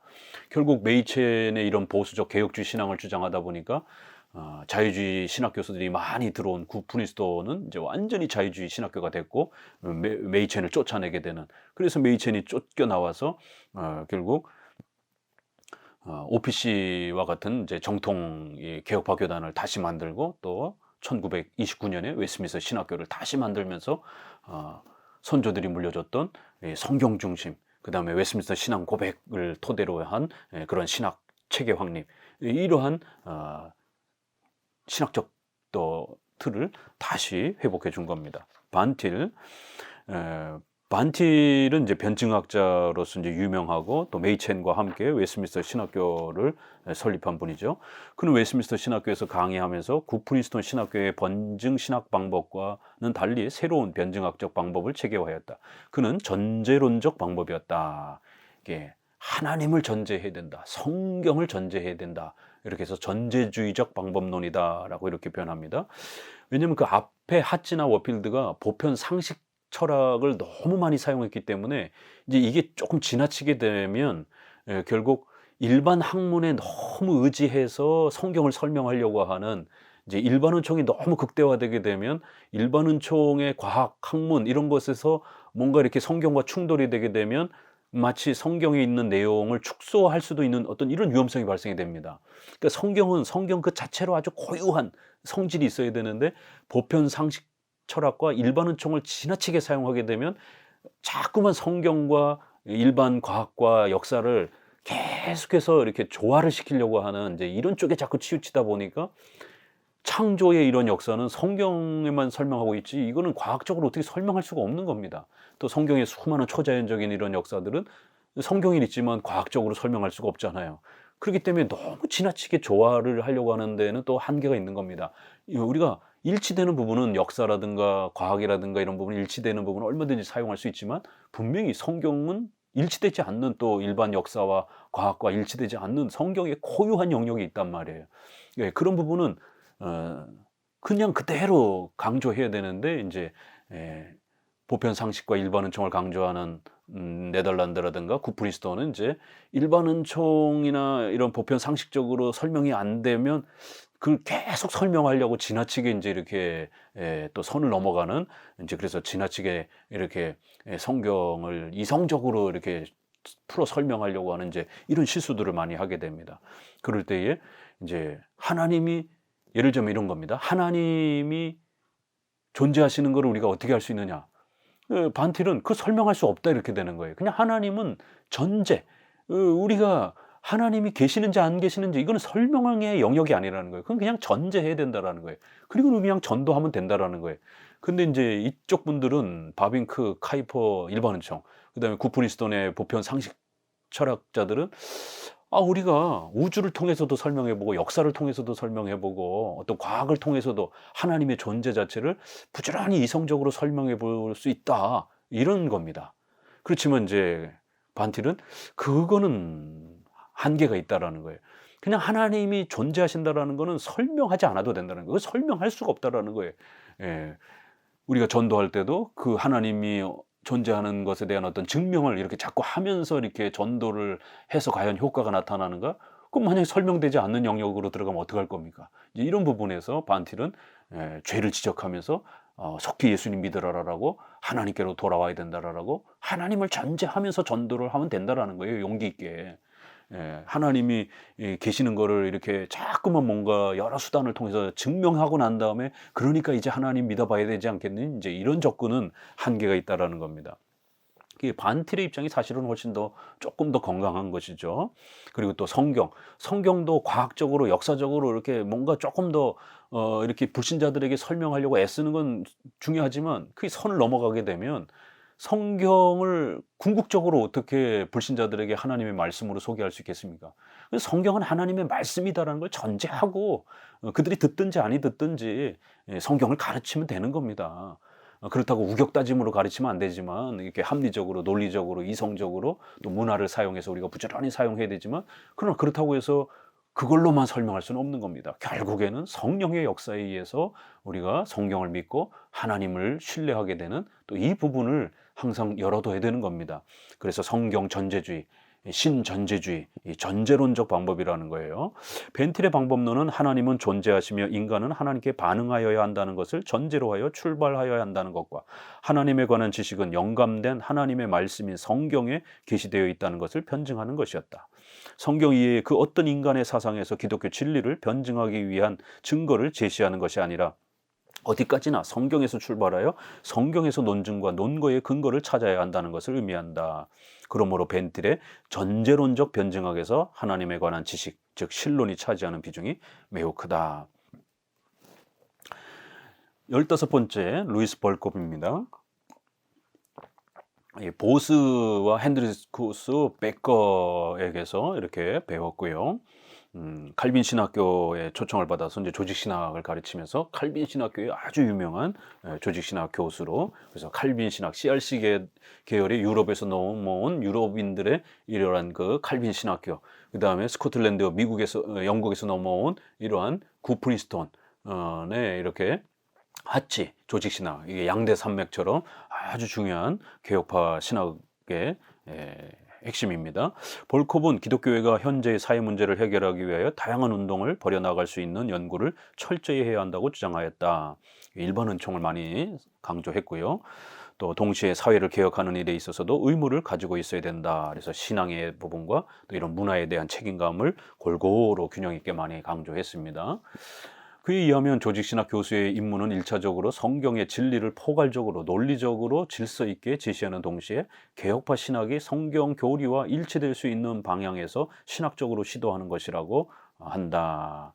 그는 개혁파 사상과 다른 것들을 대조적으로 파악하려고 노력했고, 그는 교리적인 주제를 취급함에 있어서 우선 개혁파적 견해를 명백하게 제시하고 교회사를 간단히 요약하고 개혁파 입장의 성경적 근거를 제시하고 끝으로 다른 입장들에 대하여 논평한다. 그래서 아주 핵심이 아주 요약이 잘 돼 있습니다.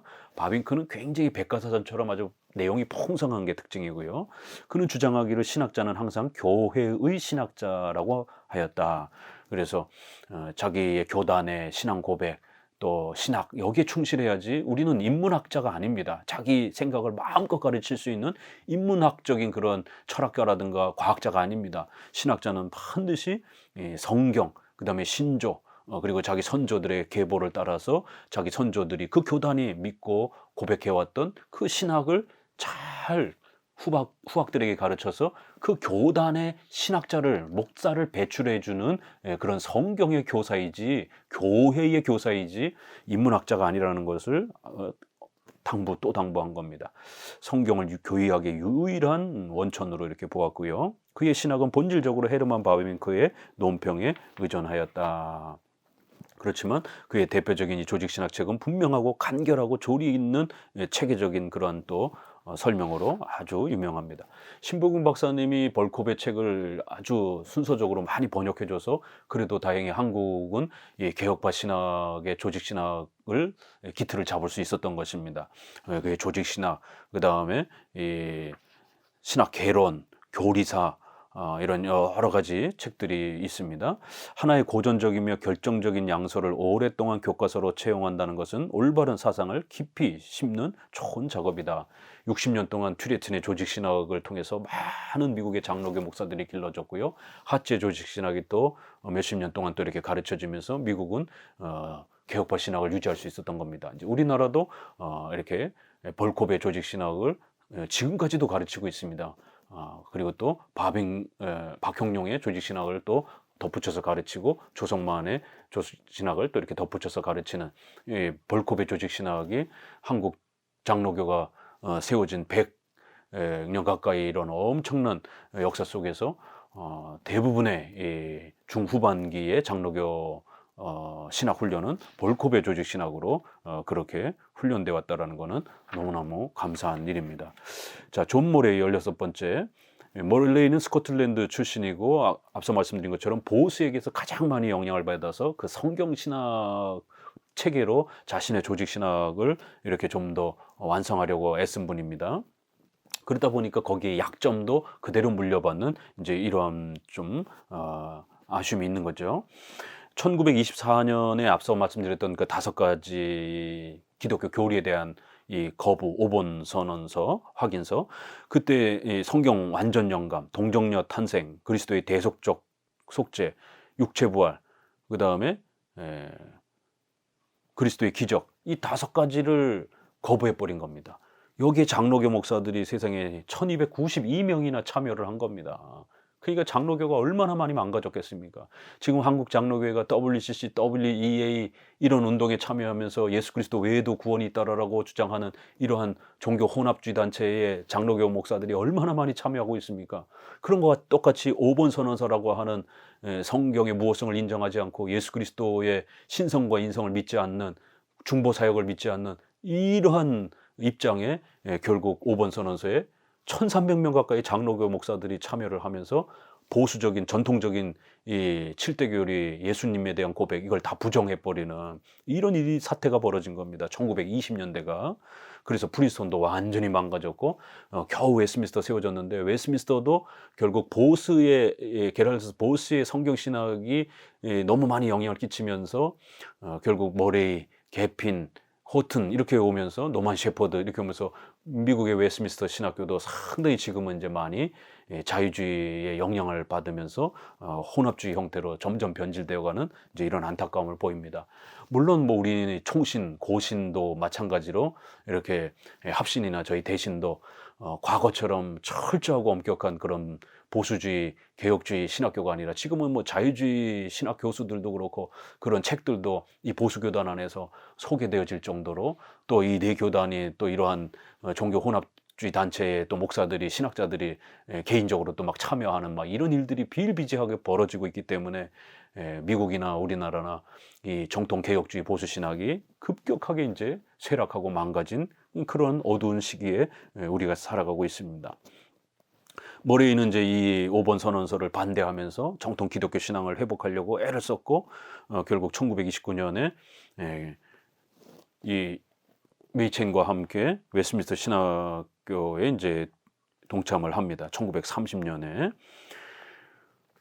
존 모레이는 이제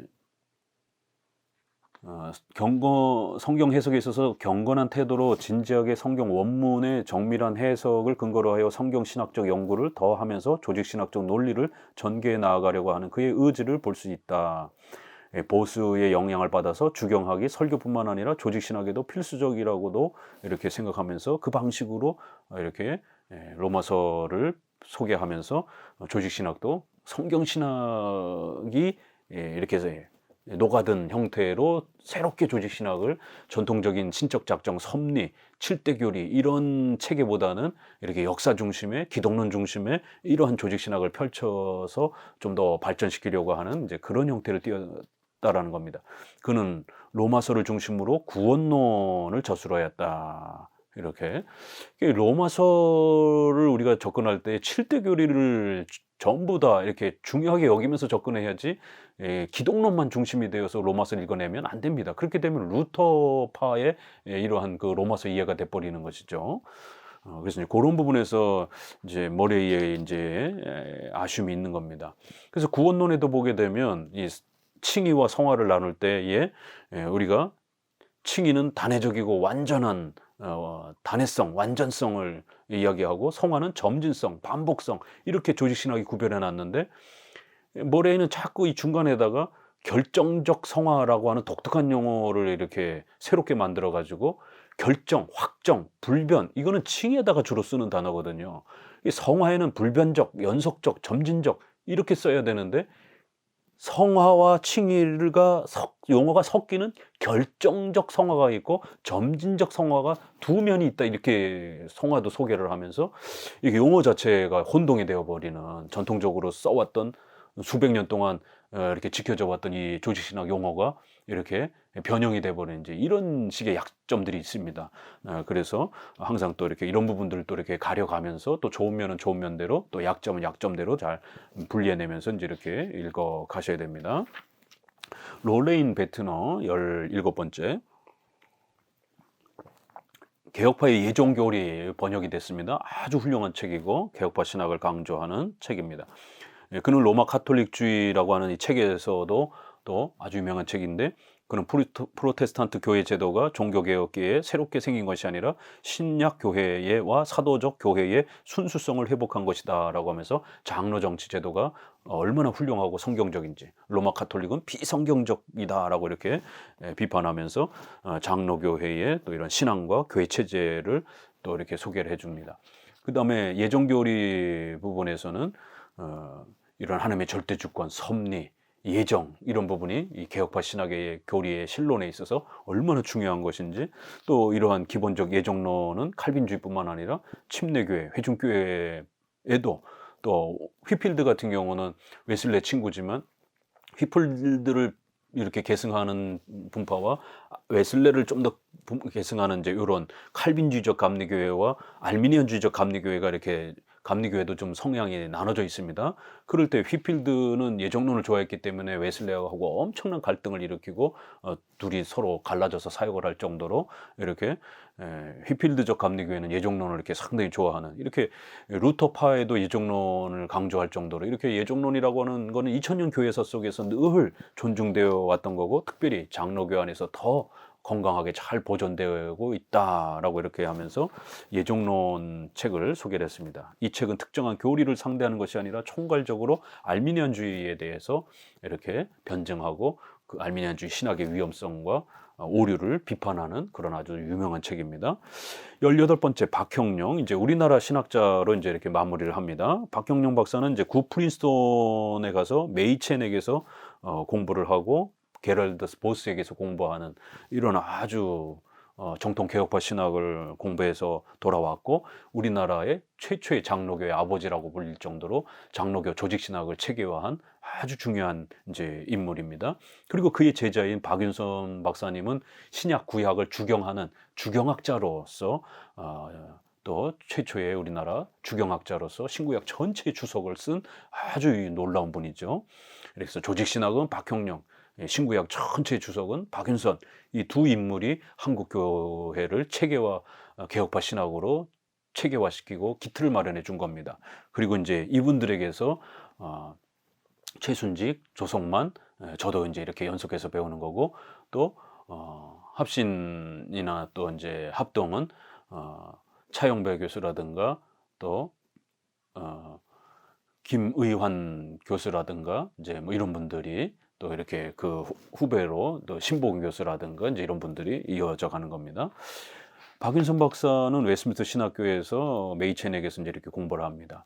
그래서 이제 유학을 갈 때 프린스턴으로 가지 말고 웨스트민스터 가라라고 이렇게 선생님인 박형룡 박사가 장소를 추천을 합니다. 왜냐하면 구 프린스턴은 이미 벌써 다 자유주의화 됐기 때문에 자기 선생님이 새롭게 설립한 웨스트민스터 신학교에 가서 공부하도록 이제 이렇게 또 공부하고 돌아옵니다. 자, 20번째 오카다 미노루는 이제 남장로교의 지라르데오의 이 형태, 그 다음에 풀톤, 그 다음에 오카다 교수, 이렇게 고베 신학교를 통해서 계보가 형성이 됐다라고 말씀을 드렸습니다. 개혁파 교리학 교본, 조직신학 책입니다. 아주 유명한 책으로 고베 신학교를 세우면서 우리나라에 이렇게 최순직, 조성만, 그 다음에 이제 저희 대신교단의 역사신학을 공부한 또 이런 이정종 교수님이라든가 이제 이런 분들이 고베 신학 출신으로서 개혁파 신학을 배워서 한국의 대신교단의 개혁파 신학을 정립하는데 아주 중요한 역할을 해줬습니다. 최순직 21번 최순직 교수는 박형룡 교수로부터 조직신학을 배운 후에 이제 고베에 가서 오카다 교수에게서 배웠고, 특별히 이제 그분은 6일의 신학, 그 다음에 플러스 인생, 그리스도인의 생활 규준, 아주 이거 중요한 기독교 문화관에 대한 책입니다. 이렇게 조직신학 책은 이렇게 완성하지 못했지만 단편적인 이런 책들 중에 특별히 문화론, 생활론, 윤리론과 관련된 6일의 신학은 6일 동안 우리 크리스찬들이 어떻게 살아가야 되는가에 대한 기독교 윤리를 소개하는 아주 중요한 책이고, 그의 섭리론적 인생관을 제시를 합니다.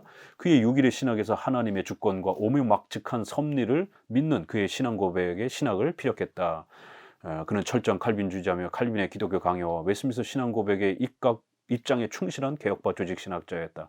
그는 신자의 신앙생활에서의 노동의 참된 가치는 하나님의 도덕 율법에 따라 실천하는 데 있다는 사실을 강조하였다.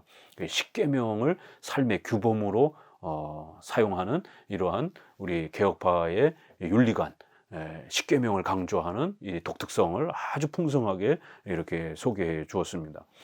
참된 기독교 신학은 기독교 교리사에서 찾아야 하며 교리사적 입장이 아니면 안 된다라고 이렇게 강조하면서 정통 기독교 신학이란, 개혁파 신학이란 한 개인의 주장이 아니라 초대교회부터 지금까지 이 역사 전체를 계보적으로, 교리사적으로, 그 교리가 어떻게 역사를 통해서 어떤 인물을 통해서 어떤 공의의 신조를 통해서 흘러왔는지를 잘 살펴보고 그 공통적인 이 7대 교리가 잘 보존되어 온 그 역사가 있다라는 거예요. 그러한 교리사적 역사에 입각해서 계승을 하고 개혁파 신학을 붙잡는 것이지, 나는 로이드 존스가 좋아, 나는 조나단 에드워즈가 좋아, 이러면 그들의 약점까지 다 함몰이 돼버리는 겁니다. 또 계보 자체도 정통 기독교 개혁파 선생님들도 또 아닌 거고, 이러기 때문에 반드시 기독교 교리사적 입장에서 우리가 지켜야 되는 사도신조, 니케아 신조, 5대 신조, 그 다음에 우리는 루터파로 넘어가는 게 아니라 웨스트민스터 신앙 고백, 칼빈으로 이어서 웨스트민스터 신앙 고백으로 이렇게 넘어오는 겁니다. 또 사보이 신조, 존 오웬과 사보이 신조로 넘어가는 게 아닙니다. 이렇게 웨스트민스터 신조, 도르트 신조로 넘어와서 구 프린스턴, 화란의 네덜란드의 자유대학, 카이퍼 바빙크, 또 미국에는 프린스턴, 웨스트민스터 신학교, 박형룡, 박윤선, 요 라인이 정통 개혁파 신학의 이러한 교리사적 계보의 역사라는 것입니다. 교리사적 입장이란 기독교회가 역사를 통하여 성경을 유일무한 하나님의 말씀으로 믿는 역사적 신앙 고백의 입장을 의미하는 것이다. 그것은 그의 신학이 철저히 칼빈주의 정통 신학임을 의미한다. 이렇게 해서 이제 결론적으로 다시 한번 이 정통 이 개혁파 신학이란 이렇게 반드시 올바른 기독교의 계보와 교리사적인 그런 역사를 잘 쫓아서 신학을 계승하고 붙잡는 그러한 방식이 올바른 그러한 정통 개혁파 신학이다라고 이렇게 최종 정리를 합니다. 왜냐하면 기독교 역사는 너무 많은 가지들과 분파들이 있기 때문에 그 정확한 그 흐름, 주류의 이 줄기를 잡아야 된다는 겁니다. 진정한 기독교 신앙의 정체성은 기독교 교회사가 증거하고 있다. 그것은 성경의 무호성을 믿는 역사적 기독교의 공동 신조의 기초 위에 어거스틴, 루터, 칼빈, 17세기 개혁파 신학자들, 낙스, 트레틴, 또 베자 이런 분들, 19세기와 20세기의 개혁파 신학자들, 카이퍼, 바빙크, 워필드, 하치 이런 분들에 의하여 보존되어 온 교리체계의 신학이다. 이 신학은 기독교의 본질과 정체성을 보존하기 위하여 작성한 기독교회의 역사적 공동 신조에 입각하여 객관적으로 논술되고 있는 것이다. 기독교의 전통과 정통성을 보존하는 신학은 어떤 신학자 한 사람의 사상이나 학문적 지식을 일방적으로 표명하는 것이 아니라 성경으로부터 신학 내용을 신학적으로 해석하고 규명하는 것이어야만 하는 것이다. 조금 표현이 어려울 수 있지만 잘 읽고 또 새기셔야 됩니다. 전통, 자를 쓰는 겁니다. 그래서 초대교회부터 어거스틴으로 루터, 칼빈으로 이런 인물들을 쭉 또 신조의 이러한 부분들을 쭉 계승하는 것이지 내가 갑자기 모든 걸 다 깨달았다 이렇게 주장하는 게 아니라는 겁니다. 기독교의 핵심 교리는 그렇게 전달이 된다라는 겁니다. 그 다음에 정통, 기독교 역사에 있어서는 사도 신조를 통해서 거짓된 이단들을 니케아 신조를 통해서 삼일체 이단들을 배격했습니다. 이렇게 분명히 이단이 있고 정통 기독교가 있습니다. 그렇기 때문에 정통 기독교, 성경적인 기독교를 붙잡아야지 이단적인 가르침을 붙잡으면 안 된다라는 거예요. 그래서 성경의 핵심 교리인 이러한 7대 교리를 잘 붙잡고 있는 것, 그리고 그거를 누가 어느 시대에 어떤 책을 통해서 역사의 그런 전달을 통해서 가르쳤는가. 그래서 이 역사를 보는 전통도 있어야 되지만 또 7대 교리를 계속해서 붙잡는 정통도 있어야 된다는 거예요.